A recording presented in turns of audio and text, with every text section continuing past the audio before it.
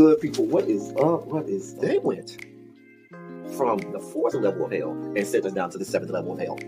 Why? Because then you got Kwanzaa pulling out her titties. The whore pulled out her titties. And these whore bags over here started feeling and fondling on her tits. Mike. I don't have it to do with you. Girl, you can go over there, rant and rave. Girl, you can shake all your rainbow bright hair all you want, dear one. I'm not doing this. I'm not doing this with you, dear one. I'm not doing this with you, dear one. I don't have nothing to do with you, and I'm done. Baby, you can scream my name from the rooftops from now till Jesus come back. I'm done after this. Introduced to Tick's Meat. Do you see what I see? Did y'all really hello, casting, wardrobe, y'all let him roll up out of wardrobe with these fans on, giving us all of this, thinking we were not going to see it? We have been waiting with bated breath and anticipating all season long for the slightest glimpse, and y'all just put it out there this episode in all of its magnificent glory. Listen, that young man said, baby, you ate on this first date, you giving up the cooch on the first date, okay? Well, you going to run me my coins. Run me my cooch or run me my coins. Run me my cooch or run me my coins. Run me my cooch or run me my coins. That's our new theme song. That is the new song. Listen, somebody need to put a beat to that. Run me my cooch or run me my coins. Run me my cooch or run me my coins. That's what y'all got going on. Called out Sandcastle. Sand, bitch. Ow.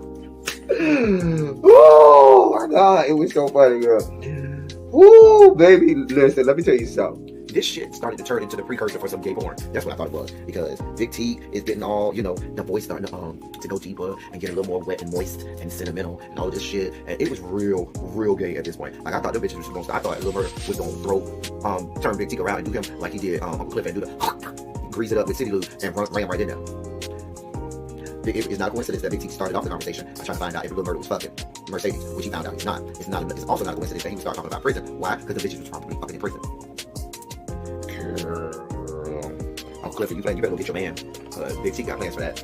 Well, he had it on look like something Big Bird vomited up or something like that. Like, I did not like it. That Big Bird couture he was going for, it did not work. Like the pastor of a gay mega church on Easter Sunday. Okay, it was way too much sequins. He had way too much makeup. Baby, his face looked like Iyanla Van Zant's neckline. Okay, just way too much makeup, clumped here everywhere on his face. Get it together, sweetheart. Like, you're a big girl, so that gives you a whole lot of canvas. So that was a whole lot of makeup, honey. Yeah. Rico looked like he was auditioning to be one of the three kings, or he was auditioning to be the main character on Jesus Christ Superstar. Girl, Wayne, did you have on a blue thong or a blue G-string or something? If you did, I want to see it. If you up in my DMs, I do want to see if you have a blue thong or a blue jock strap or something like that. I'd love to see it. Anyway, but I liked it with the turtleneck. Now, Troy.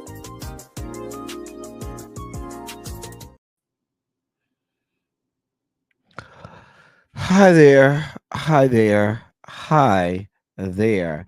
Hey.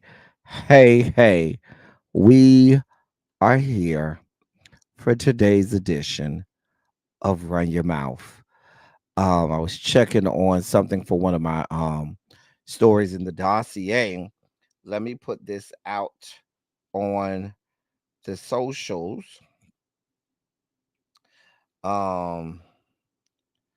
We got some heavy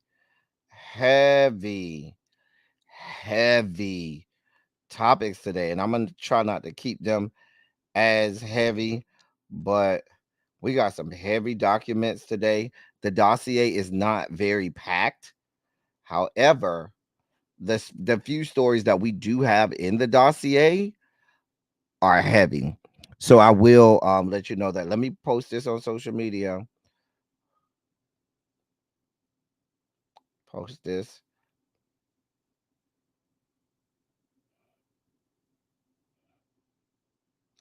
And make sure y'all are hitting the like button. And sharing the video out. All of that good stuff. Telling your friends. All of that good stuff. You know how that goes. Y'all know what to do. Did anybody put it in the members only chat yet? Let me go to the members only chat.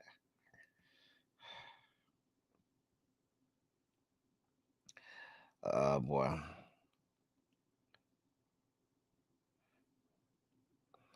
Put that in the members only chat.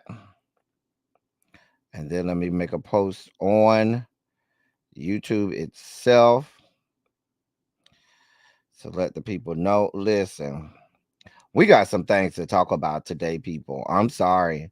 Y'all know whenever the dossier is not that packed, um, that gives us a lot of real estate to work with. And we can unpack some stuff like we want to and really go in on some stuff. And we got some heavy topics that we need to talk about today. Mm-hmm. Yeah. I think some of them y'all gonna like. Um, all right. So today we got to talk about Jerry Seinfeld. We got to talk about Puffy. Listen, I don't know what to tell you, Puffy. There's a lot going on, Puffy. We got a lot to talk about with Puffy. There's a lot. Puffy's gonna take up a good deal of real estate today. We got a lot to talk about with Puffy. Um, well, Cams, y'all always find time to cut up in the chat. I'm not worried about y'all cutting up in the chat. Y'all do that whether or not I want you to. We got to talk about. Okay, so if y'all thought Keon Hardeman, not Hardeman, I know a Keon Hardeman, Keon Henderson. Jesus, I'm thinking about one of my city councilmen in Miami. Keon Henderson was bad. We got a new passer today. That's just all out of order. We got that to talk about. We got to talk about the script clubs. We got to talk about. We got some sugar spike moments that we got to get to because y'all send your baby to the daycare, and I'm sure y'all have heard by now. The baby with the cocaine in their system. Child, we got a lot to talk about. Keon Coleman. Wait, who is Keon Coleman? Let me see. I don't wait. Let me look and see. I gotta say hi to y'all. Let me. Oh, the wide receiver. Oh, for the Buffalo Bills. Oh. He a little too light though, but I'll still eat though. I'll still take it though. I'll still take it though, but he a little too light. We need some more melanin. Child. Care. Anyway, all right. Let me say hey to y'all as y'all come in the door. Hey, Diamond Pearl Jim. First in today. El Cid, what is going on? Tanya Boo, what's going on, Boo? What is up? Y'all know I love to me some Tanya. Tracy W. Teres. Child. We got a lot of the order that be up in the chat. Shout out to the order that's in the chat. Tanya, Teres, and whoever else is in the order. Hey, y'all. Hey, Miss Baythang. Hello to all of the pupils in here today. Gabby, what's going on? How you feel today? How you feel today, Gabby? What's going on? Volvo, hey, Cookie. Ravine, what is up? Run me my cooch or run me my coin. Yes. Hey, Symmetry, what is up? Listen, I'm getting to interview with a vampire. You cannot rush the Mona Lisa. God. Child. Not that you came in here mumbling. Hey. Harold, don't you need to be over there handing out snacks and stuff? Girl, making sure hand out all of the Harold, go hand out the handout. You know, you had that one kid in class that's always jumping up to pass out the papers so they could go bother everybody in class. That's Harold. Harold, here's a stack of papers. Go hand these out for today's assignment. Okay, hand this out, Harold. Go hand this out. Y'all get all of y'all get your handouts from Harold. Harold got all your handouts for today. If you need something to snack on, Tracy, when she get in here, she have the book bag, and she's selling snacks. 50-cent chips. She got Capri Suns in for 50 cents. She got 9-laters. She got Skittles. What else she got in there? She got hot chips. She got those little straws, the little straws with the sugar on it that you eat. So I forgot what they call them. Y'all know what I'm talking. She got airheads. She got all that over there for you. Go see Tracy for that. Hey Greta. Hey Sharice, what's going on over there on the West Coast? On the left coast. Hey Amber, what's going on? How you feel today, Amber? Hey Cassandra. Y'all see how Cam's will be doing me? He know he my husband in my head, but he over here talk about he dreaming about Keon Coleman and shit. Hey, Lemon Kush Pepper, what's going on, boo? Monk Chip, how you doing today, boo? What's going on? Sour straws. Thank you, Gabby. Sour straws. Not the pixie sticks, Volvo. I'm talking about sour straws. Gabby knew what I was going for. Soft pretzels. Wait, soft pretzels. Green apple now, ladies, is the goat now. Listen, it's green apple now, ladies, and everybody else. I'm just gonna let you know. Green apple now, late. And if you say now and laters, then I don't trust you. You don't deserve to eat them. It's now laters, not now and laters. God, child. You have a what? Let me go update my vials of anthrax and white phosphorus for whoever it is. I'm gonna call you after this, Cams, because I just need to know who I'm sending these vials of white phosphorus and strychnine and anthrax too. I just want to know. Blue raspberry Jolly Ranchers. Go see Tracy when she get here. She'll be here in a minute. But all this Diddy is so overwhelming for me because I used to love me something. A lot of people used to love Diddy, Sharice. I'm not saying that you're wrong for that because a lot of people really love Diddy. And these things happen when people fall from grace. It feels dirty. You feel sullied and tainted and stuff like that. But we'll get to Diddy in a little bit. So the Cams just asked me if I have his number. Hold on. Not if he unless he done changed his number. Let me see. Hold on. Now you need me to call you online. Hold on. Let me call him right now. Let me call him right now.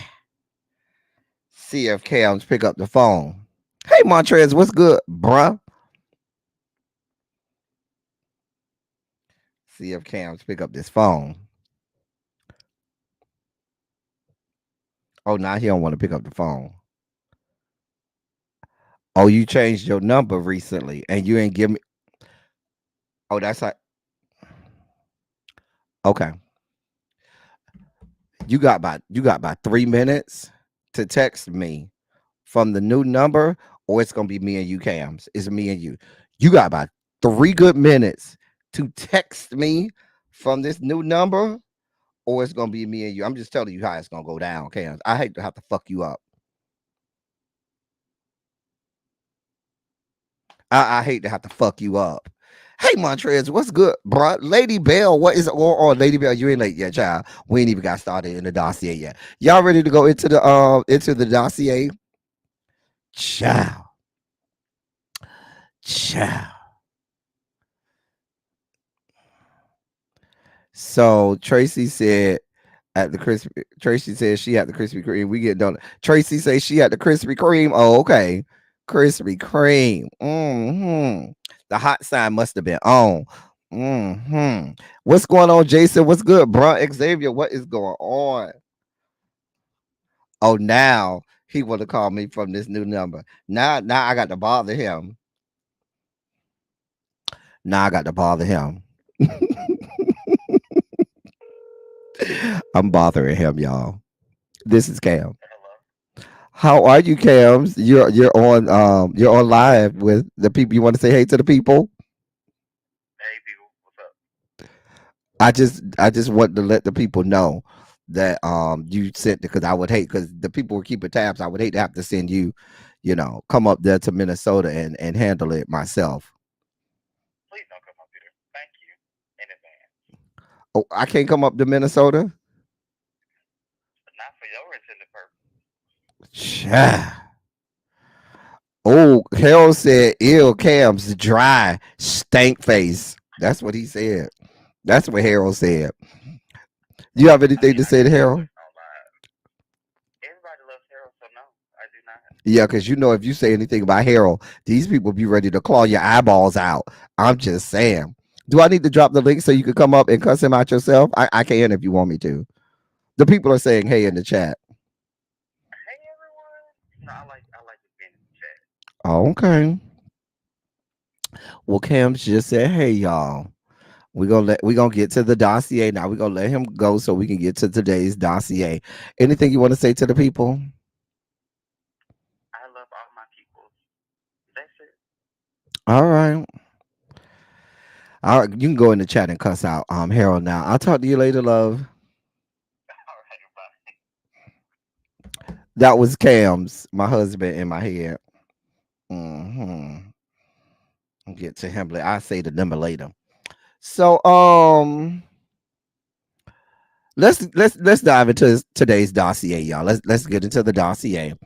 Um, I think I saw some other people come in. Kelly Hans, what's good, my love? What's good? And anybody, Ina, how you doing, boo? Anybody I missed? I'm sorry, y'all. We got to get into the dossier today. We real behind, real behind. I'm real behind. Let me get down to the shit. Lady Bell say, don't get it twisted. Eyes married. She say, eyes married. Let's jump right in the deep end. Let's not even fuck around. Let's not even play off. Let's not play these games. Let's get just right down to Final Jeopardy. Let's talk about Jerry Seinfeld.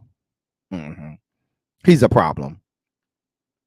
Now, if y'all recall, last I think it was last week, we talked about, we had a story on Jerry Seinfeld where he talked about how people are too sensitive now, and comedy and television and entertainment isn't what it used to be. Well, he's doubling down now. Let me read to y'all some of the things he has to say now, because it gets even worse. We drug him um last week. um he was on the Honestly with Barry Weiss podcast, and he admitted his comedy career has taken him on to a lot of places, and he admitted that at times he's been childish himself, and he's reiterating statements that he made recently, talking about what it means, on his ideas about what it means to be a real man.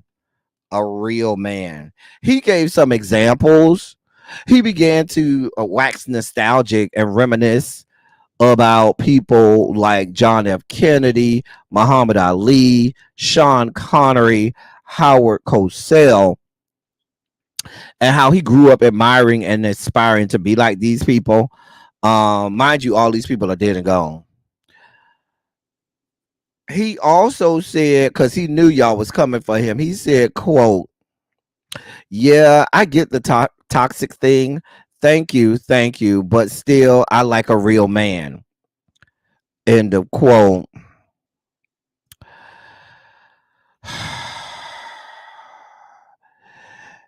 Now, he was discussing his new Netflix comedy called Unfrosted, which is inspired by um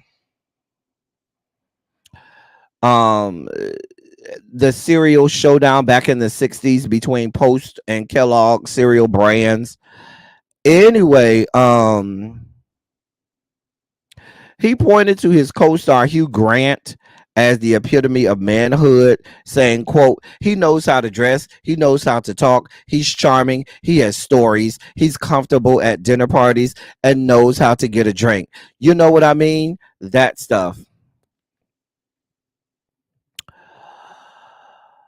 It was something else he said that really grinded my gears. Oh, right here where he says he misses the unspoken hierarchy in society from back in the day, which he says simply doesn't exist anymore. Something he seems to view as a negative. Let me read that again. He says he misses the unspoken hierarchy of in society from back in the day.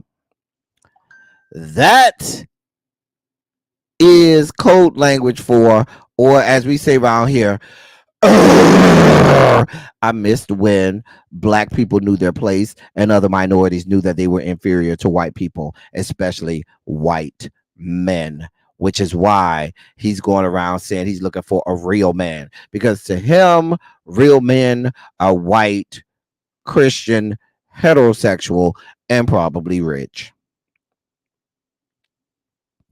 I'm just saying because hey Janae, hey everybody that came in. If you in the bushes, pop up and let me know. I'm just because see what he's trying to do is he's trying to dance around it. Abby says, "What did hey Abby says what did he say? That was racist." See, he's not. He knows better than to just blatantly put it out there because he doesn't want to get canceled. But sir, we can read between the fucking lines. When you make statements like you miss the unspoken hierarchy in society from back in the day, really, really. I don't know how else you translate that. I don't know what else y'all want me to get from that. Because he remember how did Muhammad Ali get on the list? He doesn't want to be seen as a raging racist. So he'll throw out a palatable black person for white people because old Muhammad Ali, who was bereft with Parkinson's and other illnesses, white people loved him. But young Muhammad Ali, who was an activist, who was about that life, white people, the same white people who he, looked up to, wanted no parts of Muhammad Ali. So he'll throw the Muhammad Ali because the reference that people are going to have is old, riddled with Parkinson's Muhammad Ali, not activist Cassius Clay, who then turned into Muhammad Ali. Not that guy. I mean, hey CK Amalay, how you doing, boom? You say you in the bushes, but you here, child. I'm glad to see you here. Don't get fired on us now. Hey, Sauce on the side. These people are racist. We understand who you are, which is why go back to the Seinfeld show. How many black people you seen on that show, Seinfeld? I'll wait for y'all to tell me how many black people y'all saw over there. When y'all ready, let me know how many black people y'all saw over there. Okay. Tanya, I done finished the last little corner.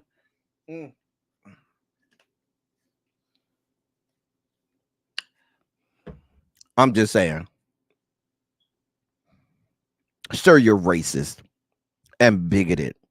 Because at one point it damn near sounded like you was getting ready to read off your Jacked and Grinder profile. How much you kept telling me you looking for a man, you looking for a man, you looking for a man, and you was about to say no facts, no films, or something like that. Because that's what it sounded like you was about to say in just a few moments. But now you talking about you're waxing nostalgic about times gone before when America was much more racist and discriminatory. You ain't shit, Seinfeld. You ain't never been shit, which is why I never trust black people who tell me, oh, I love the show Seinfeld. I watched it all the time. Any black person I've ever heard that said that and told me that, I always gave them a side eye and say, yeah, let me stay away from you. Oh, I never watched a single episode, but I can tell you right now, it's very well documented that Seinfeld didn't have black people on it. I'm just saying. And like I said, anytime I see a black person and they tell me, oh yeah, I used to watch Seinfeld, that was my show. Baby, you already got the side eye. You're not invited to none of the cookouts. We're giving you the wrong address. Please understand and be clear. I'm just saying. It just wasn't for us black people. It really wasn't. It really wasn't. And trust me, we took the clue. We wasn't we weren't trying to watch it. Please be clear. I'm just saying. It was kind of a precursor to Friends because it came out it came out before Friends, but Friends was just as discriminatory and racist. But anyway, we don't like you, Seinfeld. We don't like you now. We haven't liked you in the past. We won't like you in the future. Go crawl up under a rock and keep shriveling up. We don't want any parts of you. Go away from us. Go with God.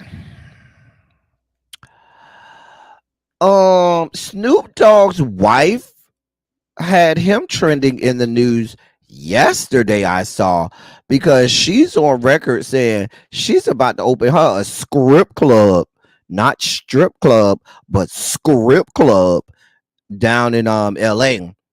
I mean, of course, she gonna use his money. Why not? I mean, he been cheating on you left, right, and sideways your whole life. I mean, your whole marriage. So why not use the money that he got to open up a strip club? I ain't mad at it. Hell, he have like a porn company at one point.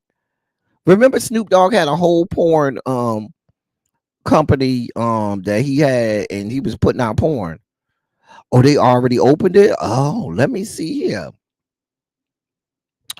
Uh, the script club is apparently geared toward big ballers. The her company's name is Boss Lady Entertainment. The club is called the Players Club. It's in downtown LA for a private party filled with celebrities. They say players from professional sports will be coming from far and wide. They're saying that Tiffany Haddish too short. Why Tiffany Haddish got to be the first name you mentioned? Nah, I don't want to go. Tiffany Haddish, Too Short, Big Boy, and Cedric the Entertainer will be in the building as DJ Drama and DJ Sky High Baby spin the beats.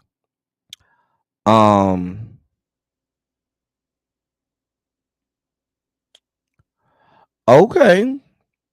Well, go ahead. Auditions for dancers were held over the weekend. They already auditioned the dancers. They auditioned dancers this past weekend. They making a clap over there. Okay.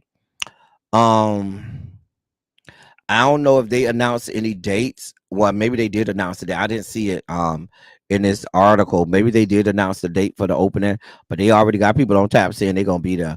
I mean, I ain't mad at it. If you're in the greater LA area, you got some cheeks, hey little baby, or you got what the people want. Hey Teflon Butterfly, what's going on? If you got what they want, got what they need, I got what you want. Ow, got what you need. Can I get another shot? This time I'm gonna make it hot. Remember that song? That was my shit. Hey, New Biology, how you doing, boo? So listen, if you got ass and titties, yes, ass and titties, yes, ass and titties. I wouldn't be surprised, Abby, if they don't have a BBW night. I've been seeing a lot of script clubs have a BBW night because they know a lot of men are into BBWs. I've seen it, and I've seen it at most of the script clubs back home in Miami, and so I wouldn't be surprised because it's a lot of men out there. Go ahead and look it up, Abby. Let us know, girl. What's your stage name gonna be? For all, listen, I need all y'all to put y'all stage name in the chat. What's your stage name when you go down there to audition for the Players Club that Shantae Brodus gonna open up? I'm just saying. George Wallace, the comedian George Wallace. Anyway, what's your stage name? Thunderthroat is my stage name. There we go, Thunderthroat. Tanya say her stage name is Cover Girl. Little baby say Passion. Gabby say Sexual Chocolate. Yes, Jason, tell her to drop that Scripper name. Scripper with a K. SKR. PPAH. Scripper. Black Satin. BLAQUE on that black. Rave Boom Boom. Lemon pepper sauce. Come on, Greta, with the lemon pepper sauce. Special K, cause swallowing me is up. Oh, that's what we're doing today. Is that what we're doing? We're swallowing. You need somebody to come over there and swallow. You see, my name was Thunder Throat.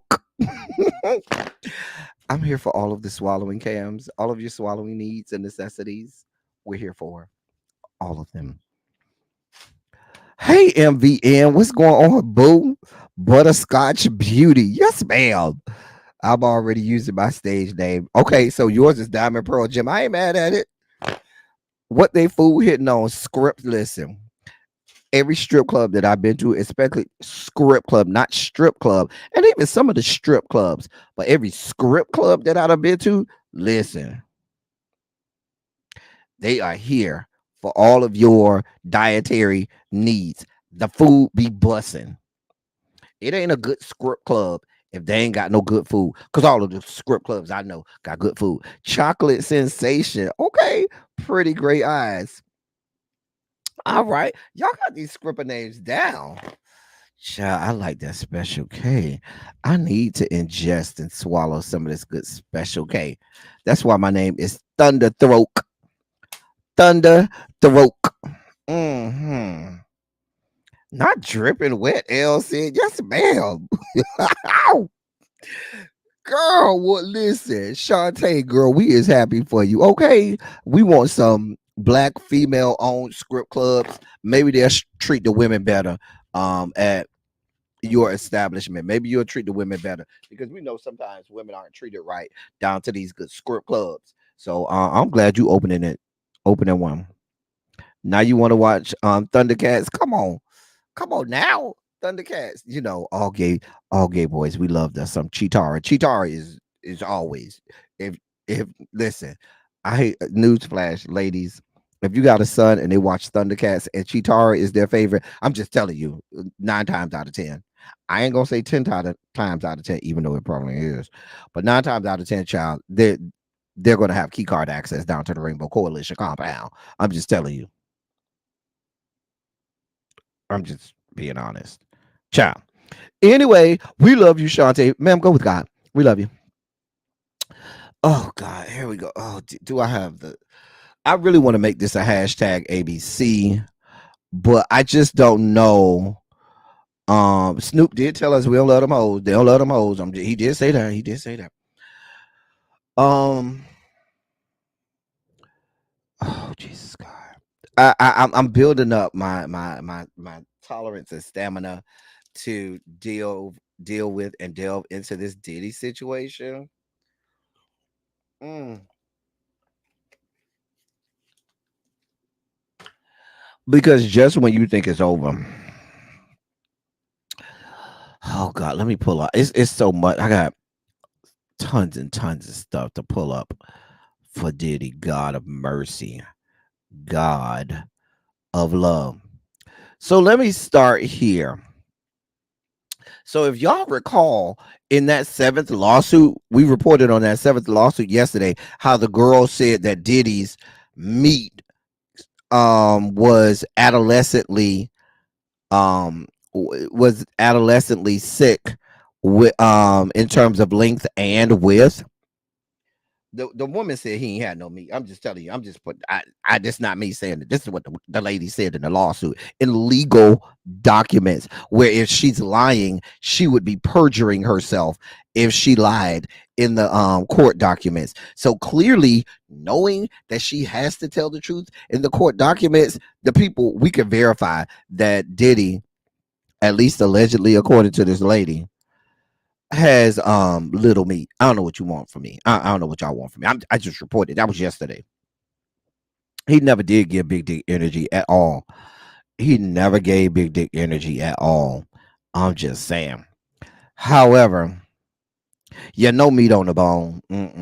I'm sorry, LC. I'm sorry. Cha.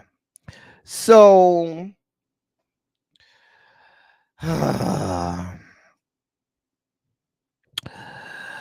in the latest news, a report came out from CNN, which where CNN has updates on the federal government's investigation into him. And according to them, the federal government raided, as we know, they raided the 2 properties in Miami and LA back in March. Back then, they confirmed they were investigating allegations of sex trafficking. However, CNN is now saying and reporting claims that the federal government acquired surveillance footage of a male sex worker inside of Diddy's home. They also shared that the man claims he was, quote, victimized, end quote, by the rap mogul and could end up as a witness in any possible indictments against Diddy. Um, so that's one update. Okay. Of course, Rolling Stone had an exclusive reporting where they had been doing some investigative reporting and they aired his ass out. What was that? I think it came out yesterday. And that is all the buzz today. They had a bombshell report that came out yesterday claiming that they spoke with more than 50 people in his social and professional orbit, covering his time in the music industry and stretching all the way back to his days at Howard University. The report, 6 months in the making, details that Combs has an alleged history of using violence and intimidation, particularly toward women, and provides graphic descriptions about a series of harrowing incidents. Several sources told Rolling Stone that Combs showed flashes of violent and controlling behavior during his time at Howard University. In one incident described by some of Combs's college contemporaries, a belligerent Combs allegedly started screaming for his girlfriend to come outside Howard's Harriet Tubman quadrangle dorm. The student source said that several female students in the dorm were aware that Combs, known by his nickname Puff, was allegedly attacking his girlfriend outside the building and began raising the alarm in the dorm. Quote, Puff is out here acting crazy. He's beating her, end quote, the fellow student said, according to the first witness. A second Howard University student who witnessed the alleged attack told Rolling Stones that Combs used what appeared to be a belt to hit the woman all over the place. The second witness said Combs appeared, quote, super angry and was screaming at the top of his lungs, end quote. The witness says Combs, quote, whooped her butt, like really whooped her butt, end quote, and that the woman was trying to defend herself a little bit. She was crying and we were telling him, get off of her. We were screaming for her. The woman that Combs is alleged to have attacked at Howard declined to comment, but Rolling Stone reports that a third source also recalled and validated the same incident. In another incident, Kirk Burroughs, Bad Boys co-founding partner and president, claims he saw Combs attack a woman inside the record label's office in 1994. Burroughs, who was fired from Bad Boys in 1997, and another ex-employee claims they had to separate Combs from the woman after they heard screams and the sound of glass shattering. In a separate account, Bad Boys employee Felicia Newsom alleged she once had to hold Combs back when he was about to, quote, beat this girl's ass, end quote, after a fight broke out between two women. Quote, I'm holding him by his waist saying, you need to calm down. This is not your fight, end of quote, Newsom recalled. The Rolling Stone report also alleges that Combs was a controlling figure, unwilling to let women in his life move on after the end of the relationship. Combs is accused of assaulting late music executive Shakir Stewart at a wedding in Italy after Stewart had begun a relationship with Combs's on and off partner Kim Porter. During the alleged incident, which occurred in 2000 at music mogul L.A. Reid's wedding, Combs is accused of seeking out Stewart in his hotel room and assaulting him. Stewart's mother, Portia Labrie, as well as two of his close friends, said that Combs broke a chair over Stewart's head. Quote, he left him bleeding on a hotel floor in Italy. He had to have stitches, and then Combs threatened him. I'm going to kill you. That's what I said. You need to get out of this business. This man is crazy. End of quote. Ever since his former girlfriend, Cassandra Ventura, the singer known as Cassie, filed a lawsuit in November 2023 alleging sexual and physical abuse over nearly a decade, Combs' legal problems have continued to mount. We know that. Yeah, so that's just trying to make sure I covered all of the the major parts.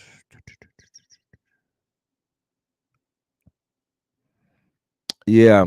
So that's the major. Those are the major things that came out of the um yeah, the Diddy story. That's our updates. Listen, the man is horrible and vile. He's horrible. He's vile. He's been that way for some time. We listen. My generation, and I'm gonna Xavier. You could take a seat here. I'm gonna let Xavier. All of the people who I usually pick on, Xavier, Montrez, Harold. I'm gonna let y'all take a seat. Y'all can sit down. I got to talk to my people, my generation on this. My generation. We sat back and watched this in real time and didn't say anything and consumed it in the same way we watched R. Kelly and his fuck shit decades on end. We watched it in real time. We also likewise simultaneously watched Diddy and his fuck shit. Outlets like MTV put him all over the place and let him parade around in real time, in the light of day, in front of cameras, do all types of sordid and nefarious bullshit. We watched it. We consumed it. There wasn't an outcry, oh, Puffy's horrible. Puffy, there wasn't pitchforks and torches saying, oh, we need to take him down. In the same way, there wasn't pitchforks and torches for R. Kelly until the surviving R. Kelly came out. And then everybody had their pitchforks and torches. And now that Cassie has put out her lawsuit and all of these other things are coming to light, and now the people's stories are believable, because let's not act like there haven't been traces of this and there hasn't been stuff leaking out of here over and over and over and over and over and over. Okay, there's been stuff leaking out since the 90s, and yet we still consume this in real time.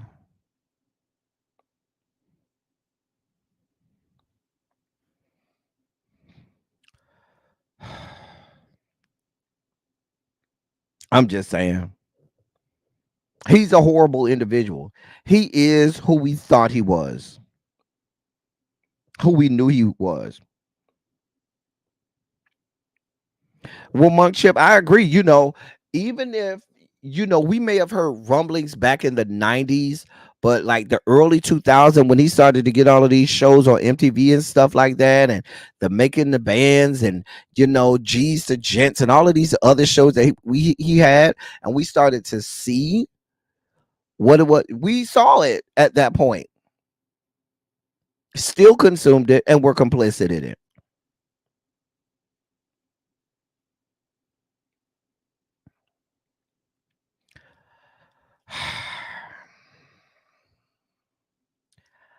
I It's interesting. It's very interesting.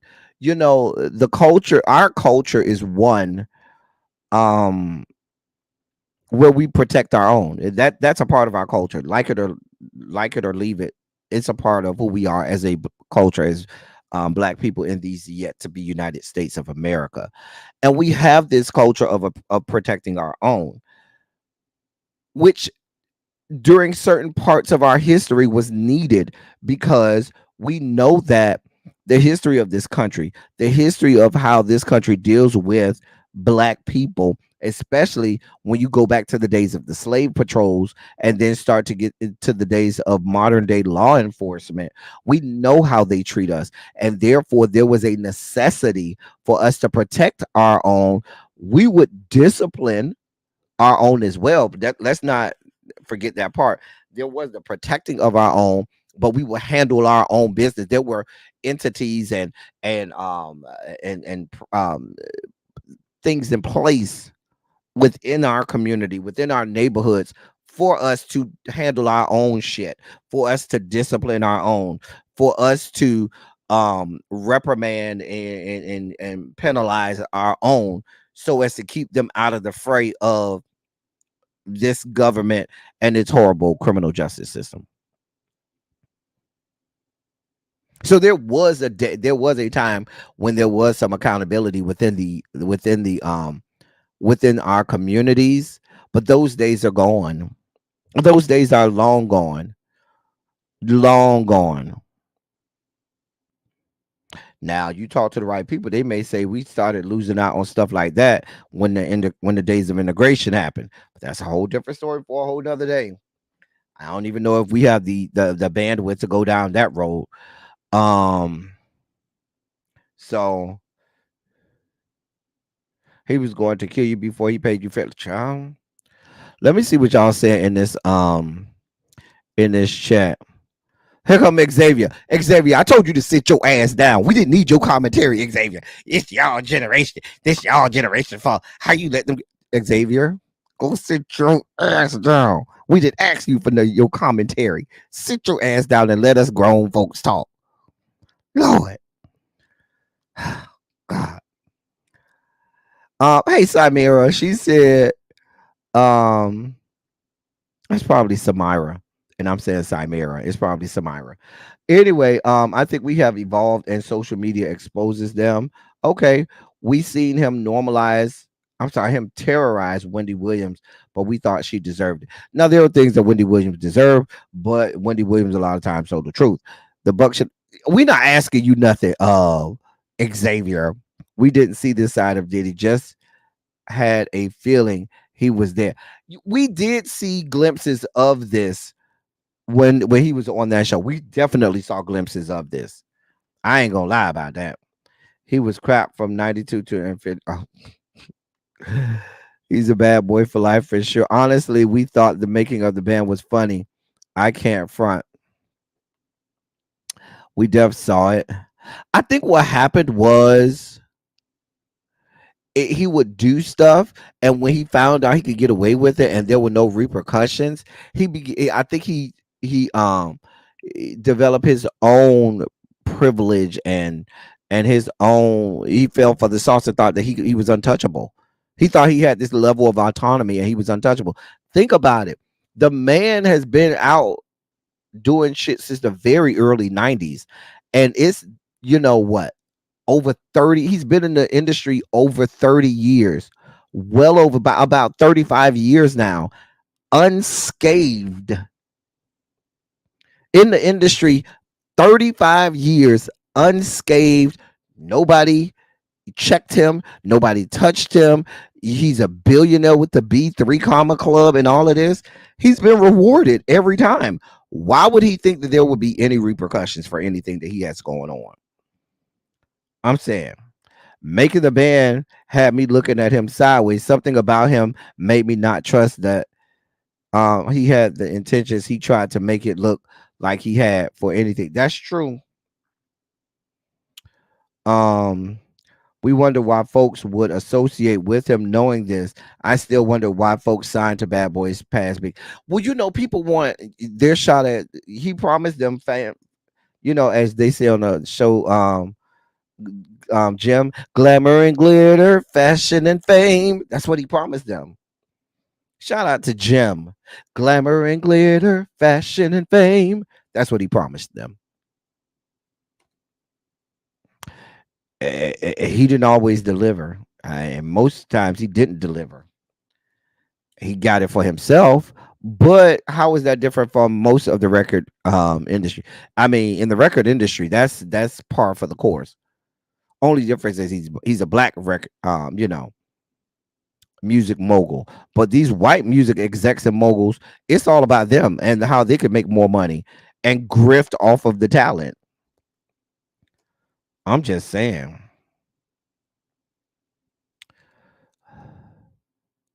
What do you think Biggie was thinking? That's a real question. I guess we'll never know unless somebody close to him tells us. Um there still stands that still think there's an agenda taking puff down. Well, hell, there's still fans that's rooting for R. Kelly, saying that he innocent. Culture of protection but lacks accountability. So had sorry, I'm back. My dad. Oh, okay. Anyway, y'all, listen, y'all. The man is horrible. The man is horrible. He's a monster. He's a monster. He's a freaking monster.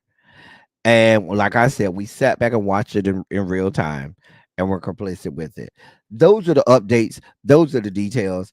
I'm just as sick of this man as y'all is. Lock his ass up and get him off my timeline. That's all I got for y'all. Circle with God. Michael Jackson is in the news. Yes, they won't let that man rest. Michael Jackson been dead 15 years in August. August he'll be dead 15 years. 15 whole years.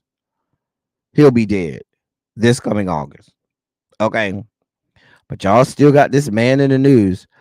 Well, apparently an ex-bodyguard of Michael Jackson has come out in public and started talking, and he claims that Michael Jackson was a womanizer.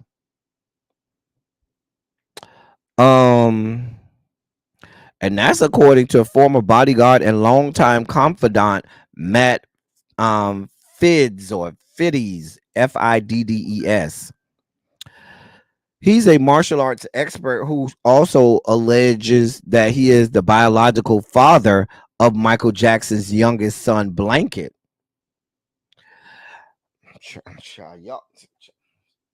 Y'all got it going on today. Hold on.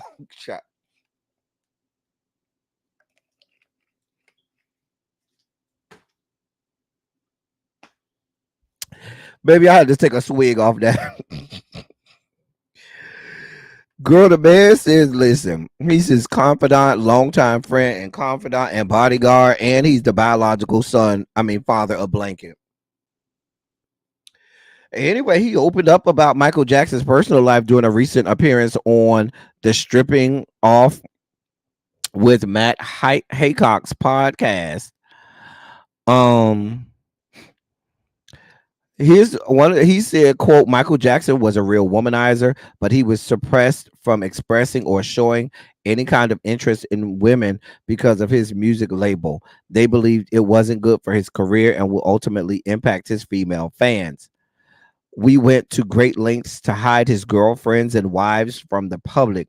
He was brainwashed by Motown to not be seen with a girl because if you sing with a girl, um your fan base would be gone. End of quote. He went on to say, quote, toward the end of his life, Michael started to get more open, which led to the fatal decision to work with Martin Bashir. They hoped it would help him, but it only highlighted his issues with women. In the Living with Michael Jackson documentary, Bashir promised to him things that never happened, and the footage was manipulated to fit a negative narrative. If you watch the documentary, there's a part where female fans ask Michael for a hug, and he responds warmly saying, I'll give you more than a hug. However, Bashir's commentary overshadowed these moments to maintain the program's narrative. Um, he went on to assert the allegations of child abuse may have been a financially motivating factor behind the documentary that Martin Bashir did. What's the guy's name? Fiddes, Matt Fiddes or Fiddes or Fids. I don't know. Fiddes. He said, quote, the guy was into women. If you're going to go after someone and bring them down, child molestation, murder, rape, those are the things. And once you've been accused of that, you're over, aren't you? Michael never recovered from that. End of quote.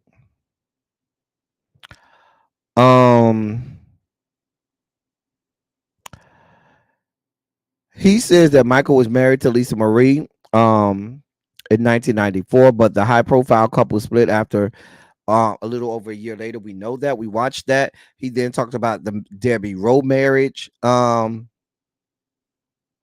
She was a dermatology assistant who was pregnant with his child in 1996. They had one more kid together before divorcing in 2000. I still don't believe none of them are Michael Jackson's biological children. Y'all can say y'all had kids together, but ain't Michael Jackson's nut, sperm, juices, ejaculate never entered that woman's egg. And that's just all I got to say about it. Anyway, let me keep going. Um he claimed that Michael Jackson had a short-lived love affair with Whitney Houston in 1991, which doesn't make sense because wasn't Whitney Houston in 91? Wasn't Whitney with Bobby by then? I think Whitney was with Bobby by the time now. When did Whitney get married to Bobby Brown? I thought it was 91. Child, I thought it was 90 or 91. That don't even make sense. But he says, quote, Whitney practically moved into Michael's ranch and they had a fling like any other young couple. But Michael said later he had always hoped the relationship had gone further, and I know he dreamed of marrying her. They were both a mess, to be honest. They shared what would be their final hugs, and Michael begged Whitney to get off the drugs that were destroying her life. The two of them whispered that they loved each other as they hugged. The emotion was written all over their faces, and that's what he recalls. Hold on, let me see if y'all put in the chat. They married in 92, but I thought they were together at about 91. They weren't together by Whitney Houston and Michael Jackson weren't together by 91. I'm sure they were together by 91. I'm almost 1,000% sure Whitney Houston and Michael Jackson were together the entirety of 1991. Child. Honestly, I didn't even exist in 1991, child. The math ain't mathing. Michael Jackson wasn't really in love with Diana Ross like that. Remember, Michael Jackson was a little ass boy when Diana Ross was a grown ass woman, and I'm talking about little boy, pre-adolescent boy.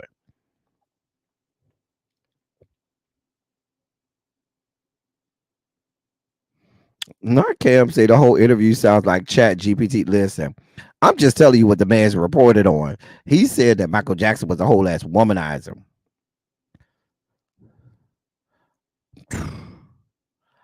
I don't know what to tell y'all. I don't know what y'all want from me. I just read the stories. That's all I do. What the hell do y'all want from me? They say Michael Jackson was a womanizer. I don't know.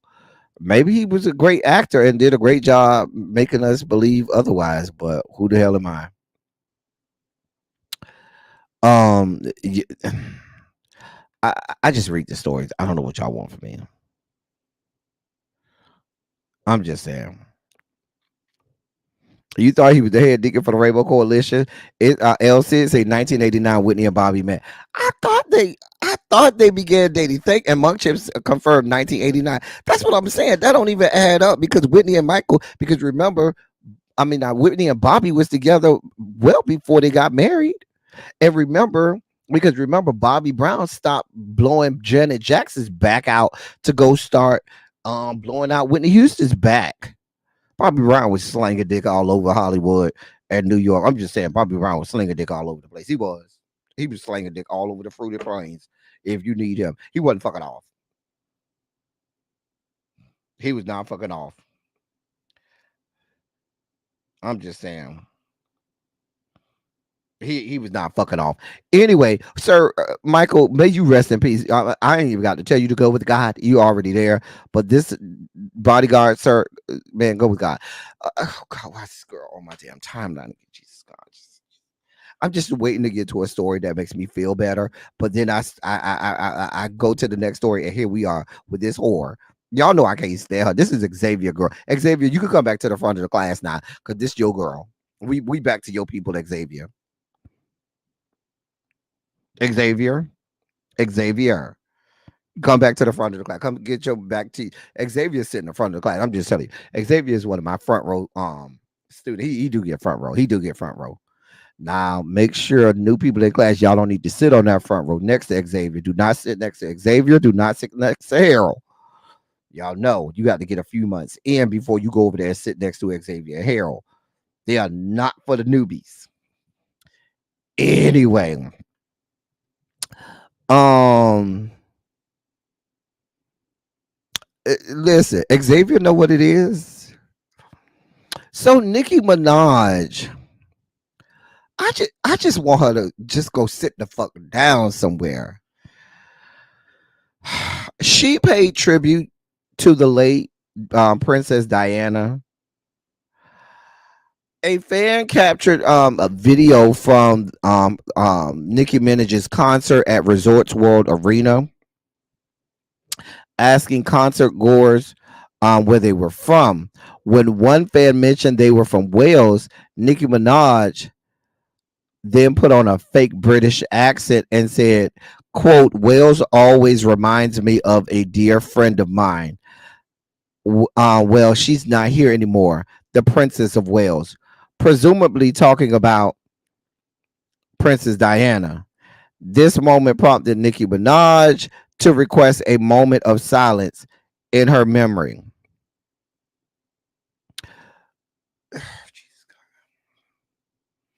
According to the math, Nicki Minaj was 14 years old. You was still Onika at the time. Onika. You was just Onika at the time, 14-year-old in ninth grade. But when the woman died and went on to be with the Lord, went on to the great beyond. But now all of a sudden that's your friend. How the fuck is she your friend? Onika. I'm just trying to make sense of this shit.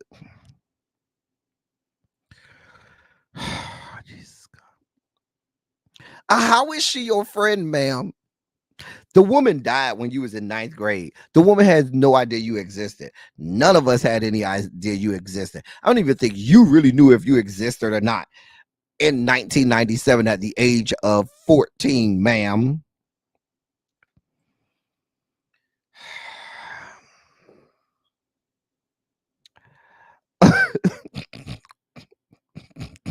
Cam say it's the coke. We just need to move on. Like, I'm just trying to make sense of this shit.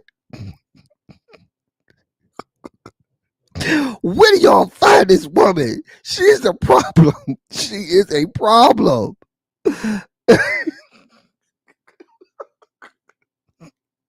This your friend?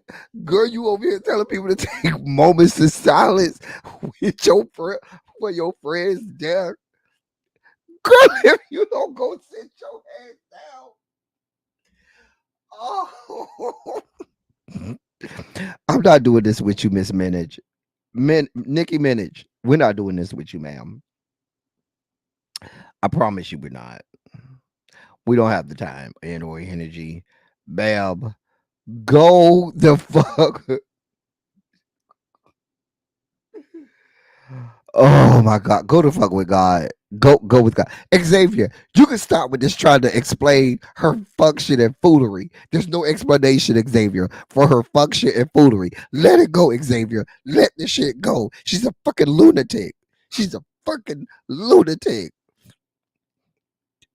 Child. And then here go Xavier. It's not so crazy when you think it is, Xavier. It actually is. God, ma'am, go with God. So listen, why y'all ain't tell me about this one? Y'all ain't tell me about this. Let me get the video. Let me cue the video. Let me get the video for y'all, cause y'all was over here harping on Keon Henderson, Pastor Keon Henderson.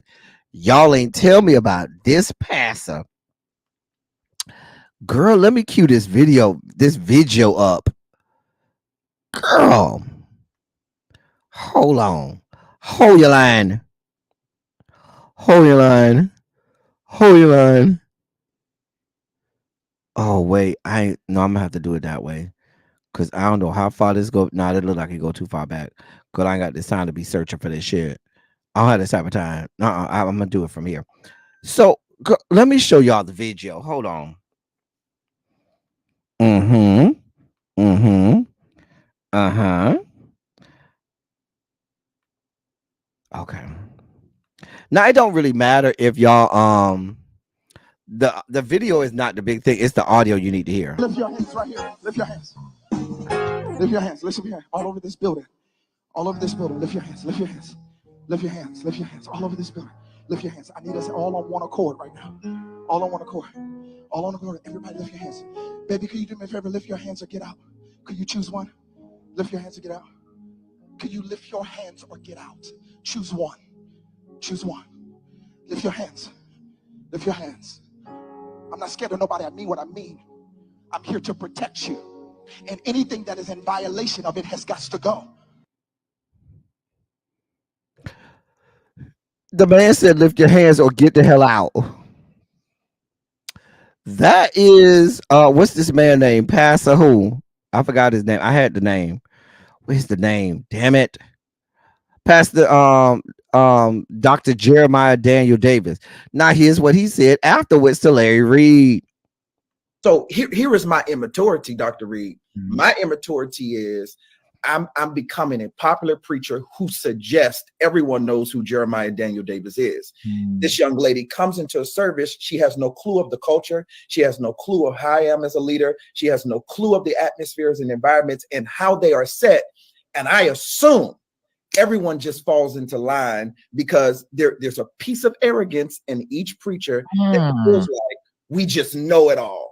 And everyone just know us all. And so this helped destroy an ego in me to say, number one, Jeremiah, you're not as big as you think. Number two, everyone don't know who you are. And number three, you cannot suggest that just because you were able to gather a group of people that everyone is just going to automatically understand you. So now I have to sit back, Dr. Reed, and say, how can I handle this moment better with someone who may encounter me? That was his explanation.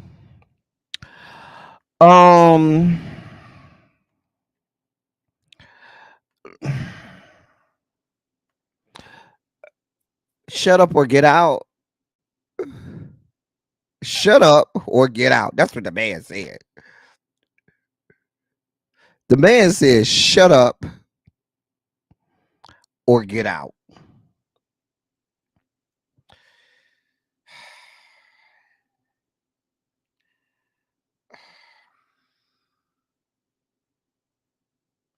I don't know what y'all be wanting from me.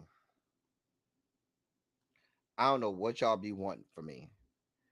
The man said, shut up or get out. Because that's how you win souls, right? That's what you do in church, right? If you're the pastor, either you put your hands up or you get out. I'm sorry, I keep saying shut up. Put your hands up or get out. That's what it was. Not shut up or get out. Put your hands up or good or get out. I don't. I'm gonna tell you what the real problem with a lot of these modern day preachers is. The real problem is a lot of these modern day preachers don't have no power. They don't. I ain't even. They don't have any power and authority, and I'm not even talking about. I'm not even getting into the religion factor or being anointed by God. I'm just saying, just as a leader in general, they don't have command of the room. They can't command the troops. They don't have in their toolkit the ability, the charisma, the characteristics in their toolkit to get people to follow them, to get people to want to be in their company, to want to follow them, to want to go where they lead them. They don't have that outside of. I'm not even adding religion to that. I'm saying if they were on their job, if they were in an organization outside of the church or anything, they don't have the ability. So then they become pastors in the church, and now they feel like because they're the pastor that people are supposed to automatically just be subject to them just automatically, as if each individual doesn't have discernment, as if we as individuals have no way of discernment whether or not you truly are ordained, truly are hearing from up high, and truly have the leadership capability to lead a flock of people. So then they try this, they get up in the bully pulpit They get up there, they yell at people, they rebuke people in the name of the great I am. Right, Cam? Like the people say he ain't got the oil. He ain't got no oil. He ain't got nothing. But I'm saying even before the oil, these people didn't even have the tenements that build a leader outside of having the oil and being in the church. Because what happens is if you come in with that and then you add the oil, the anointing, the call from God and all of that stuff, that makes your presence, that makes your ability even that much greater. But some of them ain't been called by nobody. Some of them just see the dollars. Some of them see the power that they feel like they have from being the pastor because they can run through the church slanging dick from wall to wall. Some of them, that's all they looking for. Some of them either looking for money or looking for pussy. That's it. Or booty. Money, pussy, booty. That's what they looking for.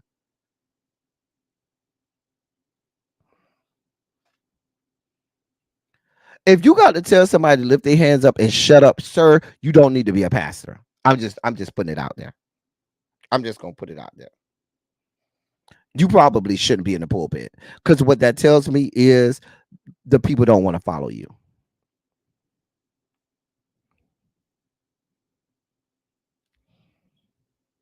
I'm just saying.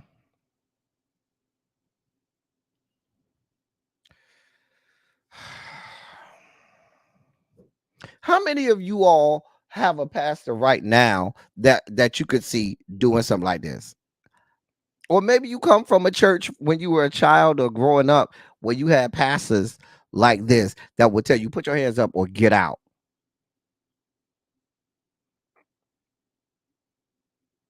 I just want to know because how the pastors that I had were growing up were great. I had male and female pastors were great leaders. They didn't have to tell people to get out. They didn't have to tell people to shut up because their presence alone they would command the whole attention of the room where it was not they didn't need to be said to tell people to shut up because people kind of went off of that person and how they were interacting with the people that they were leading, and they knew when to be quiet, when to be loud. You shouldn't have to tell nobody to raise their hands because if you raise your hands and everybody else in the church raising their hand, you have command of the room. You got the anointing, the oil, as the people say. Why are you having to tell people either put your hands up or get out? What the fuck is going on?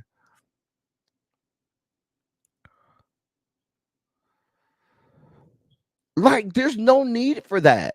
But now there's no need for Keon Henderson to be telling people, oh, you better shut up or hush up or whatever. There's no need for that if you're a true leader. There's no need for you telling people, oh, lift your hands up or get out. I mean, get out. Wait, what? I've never heard a pastor in all of my years tell somebody, yeah, get out. Because where are they going to go? Isn't the church supposed to be the place for this? I'm just, isn't the church supposed to be the place where you even in terms of government, the church, the sanctuary is the place of refuge for even criminals, where they will honor the sanctity of the church and not enter the church as long as that criminal or whoever they're looking for is inside that church. And you telling people to get out?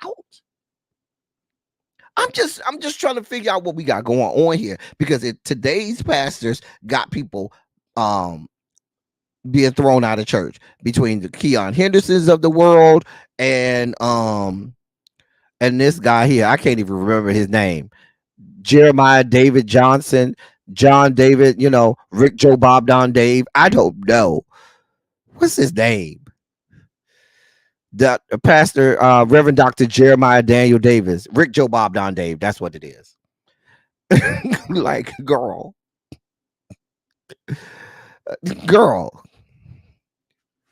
Hey, Cajun. Hey, Lock Queen. I'm just saying.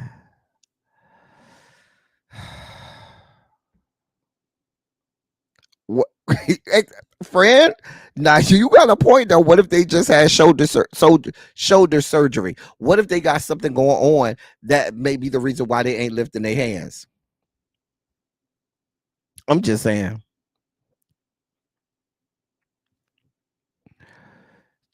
A mess. Just a goddamn mess.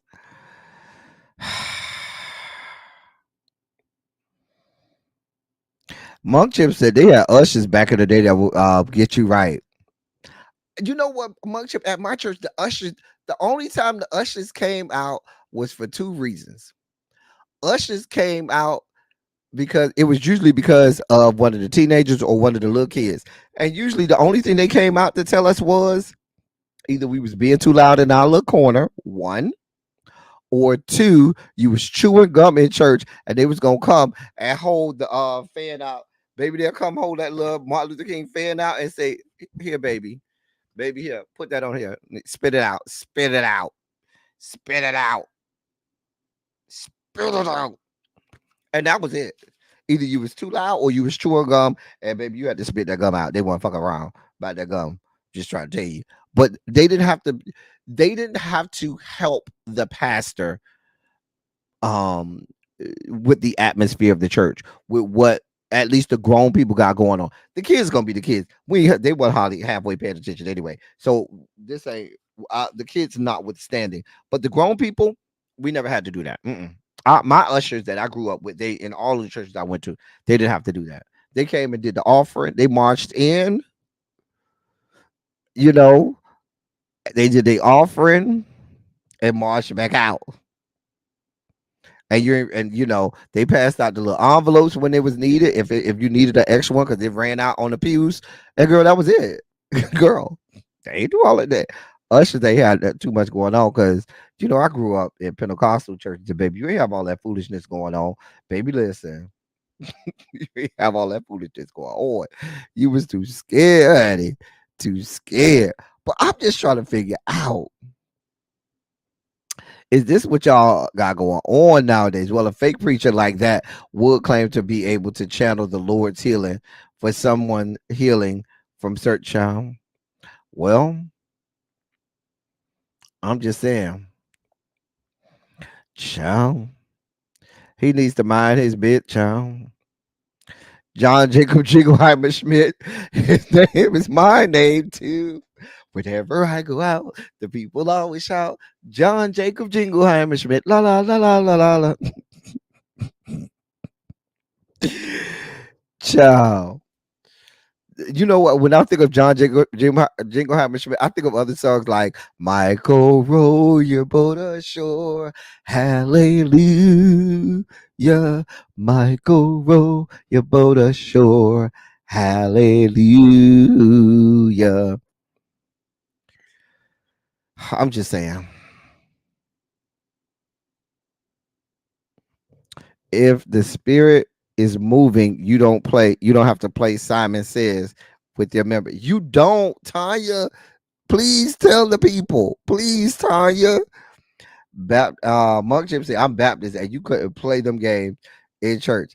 Well, see, especially in the church that I spent the most time in, you had the balcony, right? The teenagers set up in the balcony because we didn't want the ushers bothering us. So we knew to sit in the balcony. But sometimes, like, the younger kids would be downstairs on the main floor, and what would happen is they might be sitting by their parents, and while their parents praising and worshiping and everything, and the parent might pop them a time or two, but sometimes the parent get real caught up and they forget to pop the child that's too loud, and that usher will come up and say, hey, shut it up, or they'll come, you'll get a quick pinch.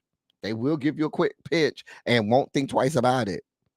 Or if they saw you with that gum, baby, if they saw you with gum, put that right over here. Put that right over here. Spit it out. Spit it out.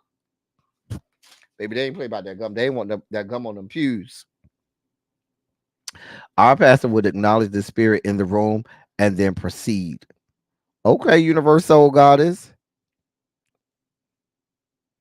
Kelly Hahn says she never went to these New Age churches. She said they scare her. Child. Gabby said I was on the junior usher board, and my church usher board was bad, child.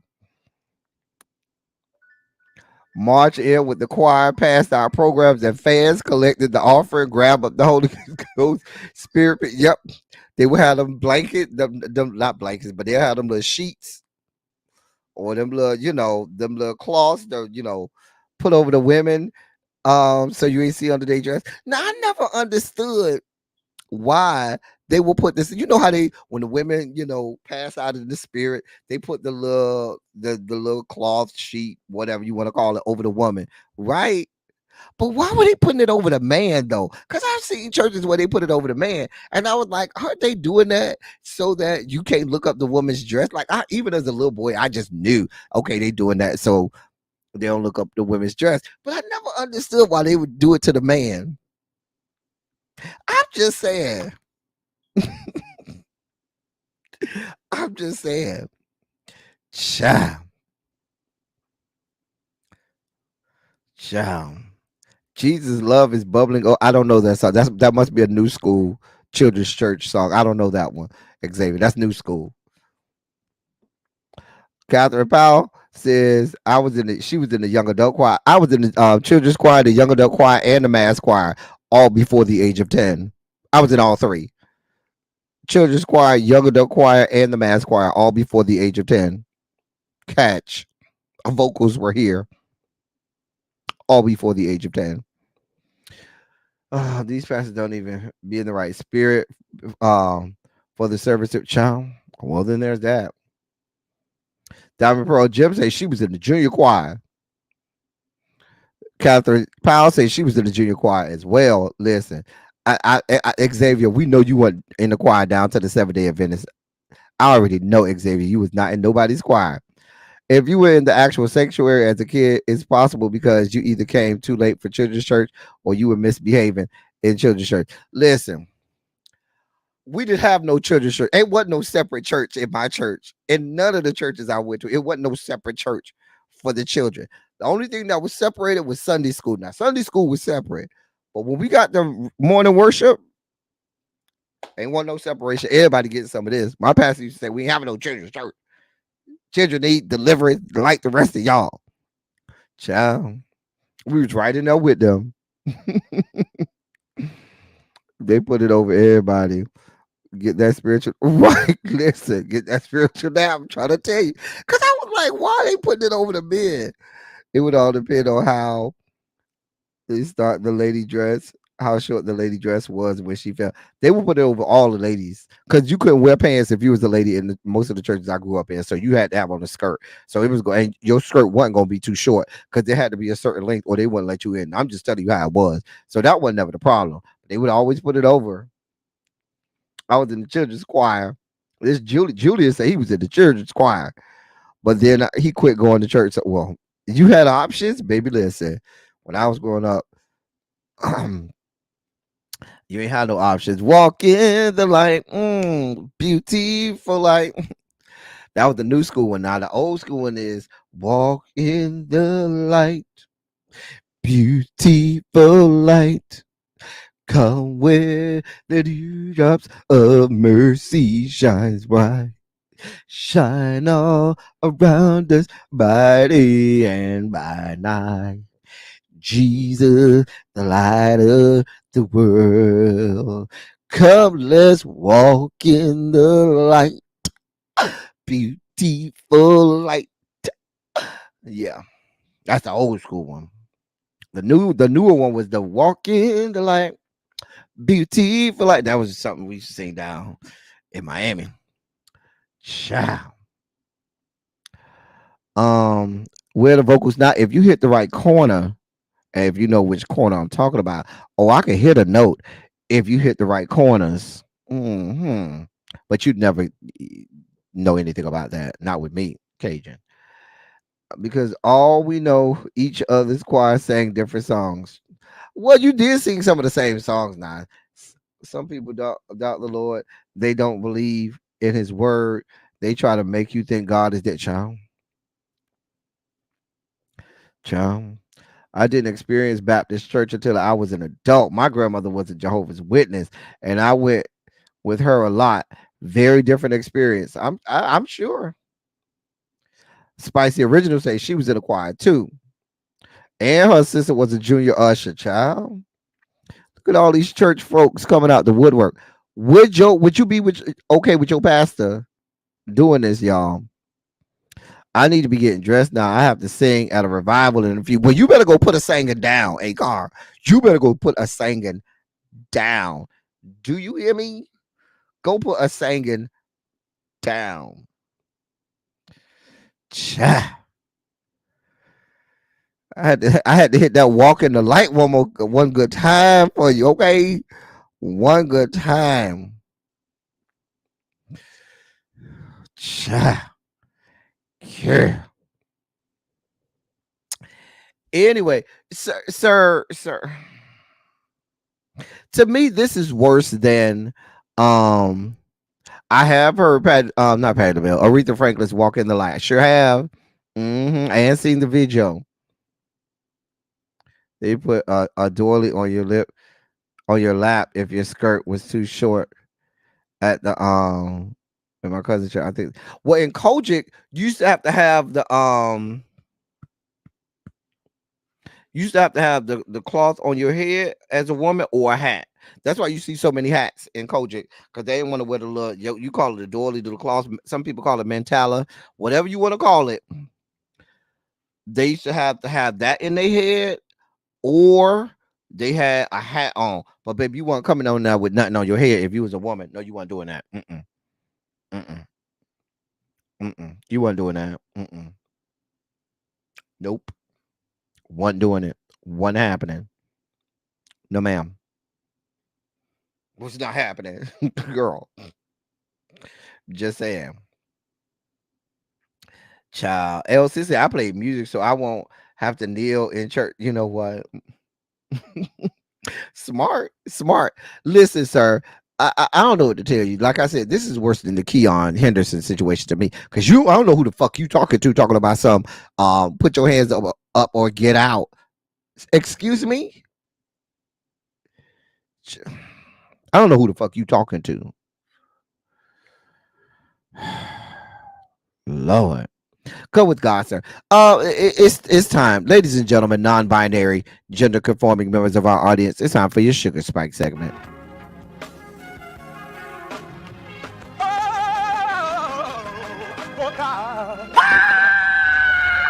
You see, this is the part that I like. Major Sugar Spike. So long, I want to fight. That he gave, his only begotten son. Major Sugar Spike. And shall ever believe. Major Sugar Spike. They shall not perish, but have everlasting life. Taste the biscuit. Jesus! I wish somebody help me. Sus. So in our first Sugar Spike story, a group of black men are suing American Airlines. They are alleging they were thrown off a plane because of a false body odor complaint. Oh yes, you heard me. BO, body odor. Let me read this real fast. A lawsuit filed Wednesday on behalf of 3 black men alleges, quote, blatant and egregious race discrimination, end quote, by American Airlines, where they were removed from a flight. The suit alleges that the plaintiffs, Alvin Jackson, Emmanuel Jean Joseph, and Xavier Veal, and 5 other black male passengers were ejected from American Flight 832 from Phoenix to JFK in New York City on January 5th, 2024. Quote, without any valid reason based solely on their race, end of quote, according to the complaint. An American Airlines representative approached each of the men before takeoff, the complaint said, ordering them off the plane. The passengers complied. Quote, once they reached the jet bridge, they saw that several other black men were also being removed from the plane. In fact, it appeared to plaintiffs that American Airlines had ordered all of the black male passengers off of flight 832 off the plane. End of quote. And that's according to the lawsuit. American Airlines representatives told the men a complaint about body odor had prompted their removal, according to the lawsuit. None of the plaintiffs were told that they personally had body odor. And in fact, none of the plaintiffs had offensive body odors, according to any of the ones that were there. At least one American Airlines representative agreed with the plaintiffs when they suggested that they had been singled out because they were black. And that's according to the lawsuit as well. Cell phone footage taken by some of the men and shared by outlets representing the plaintiffs shows a chaotic scene as they question the airline's actions and records one man saying, quote, "So this is discrimination." End of quote. I agree, says a woman wearing a badge who appears to be an airline employee. Um, and in response, one of the men said, quote, "We're the only ones getting taken off the plane. Look at us." End of quote. In another video, a man comments, quote, "This is crazy. Y'all took like 8 black people off the plane." End of quote. The plaintiffs did not know each other before the flight and were not seated together, according to the complaint. At the gate, the men were told that a white male flight attendant had made the body odor complaint. A white male flight attendant had made the body odor complaint. The men were eventually allowed back on after about an hour. After the airline determined there was no available flights that evening, because they was going to put them on another flight if they could find one. They knew if they couldn't, they was going to have to pay for the men to have hotel accommodations. The complaint also reads, quote, "Plaintiffs then had to reboard the plane and endure the stares of the largely white passengers who viewed them as the cause of the substantial delay. They suffered during the entire flight home, and the entire incident was traumatic, upsetting, scary, humiliating, and degrading." End of quote.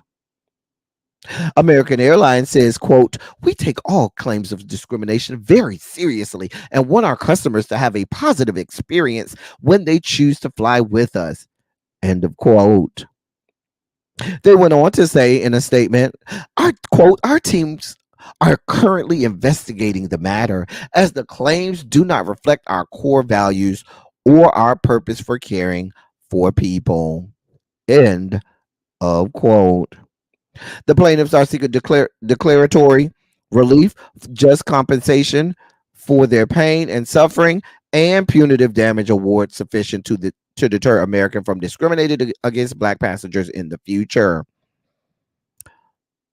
American Airlines has been very problematic over the last few years. American Airlines ain't shit. Them bitches. Hey, Angela. American Airlines has been very problematic. Remember the black judge a couple weeks ago who they told her she had to go use the bathroom in the back of the bus because her kind couldn't use I'm adding to it a little bit, but saying that she couldn't use the bathroom in the front. Remember that? And then they damn near locked the lady in the bathroom, wouldn't let her out. They were leaning on the door. Just a mess. Yeah, I'm with you, Cam. I don't fly America. I fly Delta. Y'all know how I do. I don't play around. I fly Delta. I'm not playing these games with these people. I fly Delta, and that's it.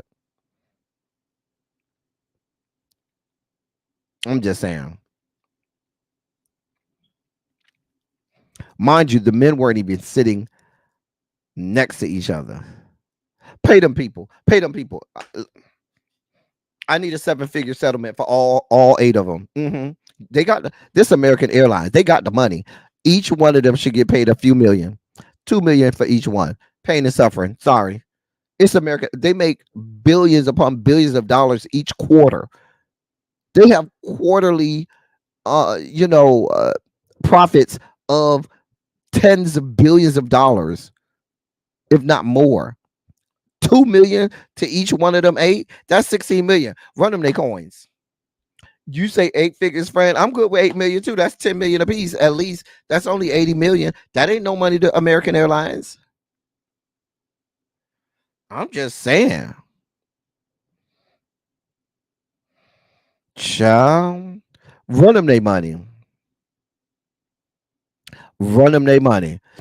And this is gonna be our last story for the day because I'm not gonna be able to get to the baby that had the cocaine, but I do want to get to this story. I do think this one is important, so I do want to do this story. For this story, unfortunately, I'm giving you a trigger warning now. If you are triggered, this is your warning. Now, nobody gets killed in this one, but there is video that I do need to show. I am going to show the video. If you are squeamish, I'm giving you your trigger warning now. Okay, so let me do this. I'm giving you your trigger warning now. All right. Here's the video. If it'll play. It better not be a commercial. God damn it. Goddamn commercial. Lord.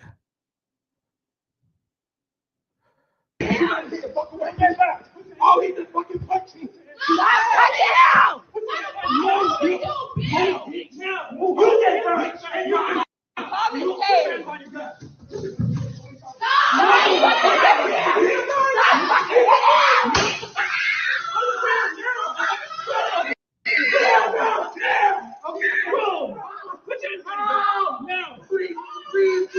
You need to chill out. Oh, he just fucking punched me. I'll stop it there. Um, that's a 16-year-old teenager. Let me start there. That is a 16-year-old teenager. That is a 16-year-old. Let me say that again. That is a 16-year-old. Let me say it because the story of the policing in these yet to be United States of America, they don't see the humanity in black bodies. They just see wild animals. When they don't see any humanity in us. We are wild animals to them. But that can be easily euthanized at their at a whim, at their disposal. I'm just saying. This was a 16-year-old boy. Now you gonna hear in all types of court proceedings. This is in Lakeland, Florida, which is headquarters of Publix restaurant. I mean, Publix ain't got nothing to do with this, but if to make a reference, if you know about Publix, this is where that's the only thing in Lakeland is Publix. That's the Publix headquarters. That's the only thing in Lakeland. Lakeland is Central Florida, not far from it's comfortably in between Tampa and Orlando. Think of like on the I-4 corridor, Central Florida, comfortably in between Orlando and Tampa. So this is in Lakeland. I mean, this is all, Trump country, Lakeland. I'm just saying. They dragging this young man. They was pulling him by his hair. You saw the one cop closed fist punching the young man in the face and all of this foolishness. It's just a mess. Now let me get to how we got here. A video of two Florida cops punching using a taser to shock a black 16-year-old boy and pulling his hair has gone viral, sparking outrage and demands for police accountability. The video was reportedly first shared on Facebook and shows Lakeland police officers beating the teenager WWE style as he backed up into a corner at an apartment complex. According to reports, the officers were called to the scene on Memorial Day because too many people who didn't live in the apartment complex were in the pool. The property manager asked the officers to trespass non-residents, and the boy did not provide authorities with his apartment number or his identity, according to a police report. As the teen tried to gather his belongings, the officers insisted that he leave. Things escalated. However, when he tried to fend them, when they started assaulting him, he tried to fend them off. According to Officer Christopher McKee's sworn affidavit, the teen struck his hand in the officer's face and said, "I don't have to talk to you." End of quote. Which is true. He don't have to talk to y'all. Let me keep going before I get triggered, because I'm spiking out, y'all. Y'all see I'm rocking back and forth. I'm already spiking. Um, Officer McKee pulled the boy's arm and attempted to arrest him, but the teen waved his hands in the air. That's when Officer McKee and the other officer backed the teen into a corner before administering several blows to his head and face and shocking him in the 29-second video. Bystanders could be heard screaming and yelling for officers to stop as the teen also tried to push away and block their fists. We saw the video. I don't need to. We got the details because I feel myself spiking out.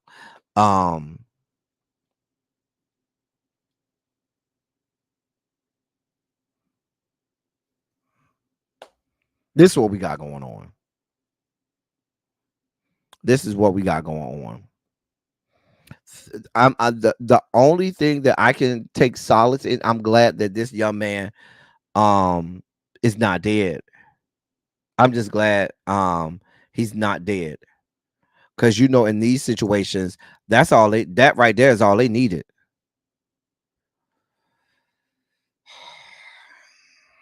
Child.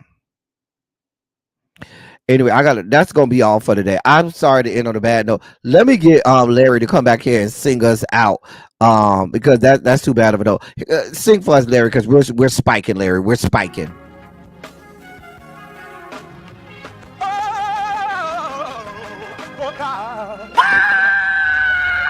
You see, this is the part that I like.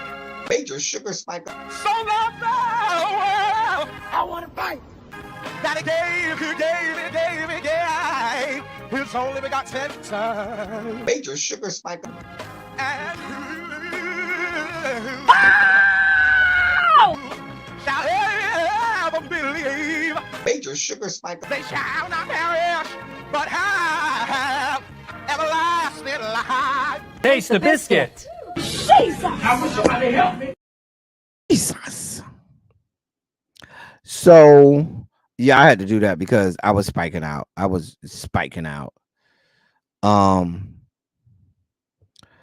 So yes, I'm about to send y'all over to Really Be. Listen, y'all, thank y'all so much.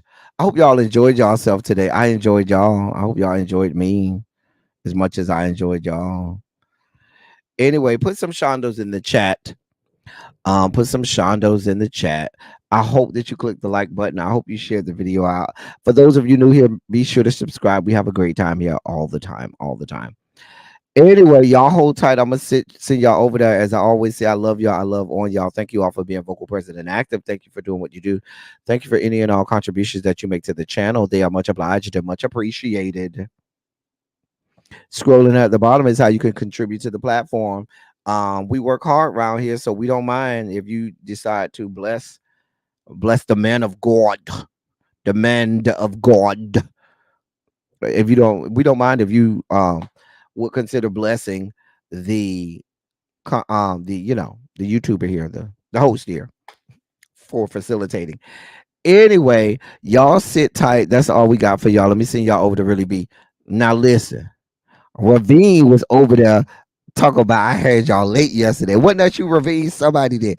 We can't go over there today. Said that I made y'all late. Y'all can go over there with that foolishness today. Okay, do not go over there.